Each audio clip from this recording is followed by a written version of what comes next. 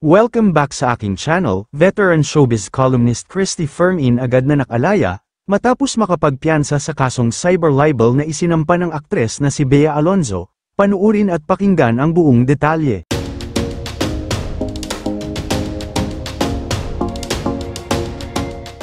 Pansamantalang nakalaya nga ang veteran showbiz columnist na si Christy Fermin, ito'y matapos makapagpiyansa ka. Pagbukas ng Branch 93 sa Quezon City Regional Trial Court, kung saan pirmado ni Presiding Judge Cherry Chiara Hernando ang warrant of arrest nila, noon pang July 21, 2025, at may nakasaad probable cause to hold the accused for trial. Ang piyansa ay para sa kasong libel na isinampa ng aktres na si Bea Alonzo noong Mayo nakaraang taon, at tig-48,000 ang bail ni Christy, Wendell at Romel Chica. Sa pamamagitan ng programang Christy Ferminit, ibinalita ni Christy na hindi muna niya makakasama ang co-host niyang si Romel Chica dahil late na nitong nakumpleto ang dokumentong isusumite sa korte.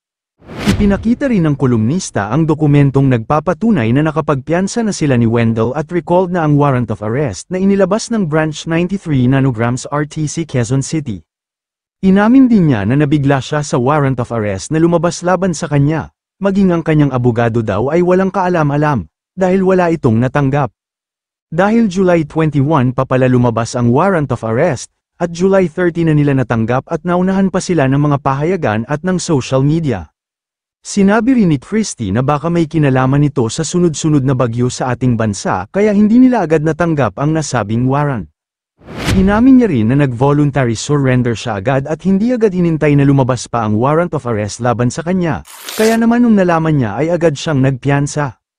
Samantala, sa kabila ng kasong kinaharap niya, ay tuloy pa rin si Christy sa kanyang pagsusulat at pagiging showbiz columnist. Sa katunayan ay may bagong upload ulit siya ngayon sa kanyang YouTube, kasama sina Wendell at Romel. Sa ngayon, ay wala pang official statement si Bea Alonzo, sa lumabas na warrant of arrest laban kay Christy at sa mabilis na pagpiyansa nito.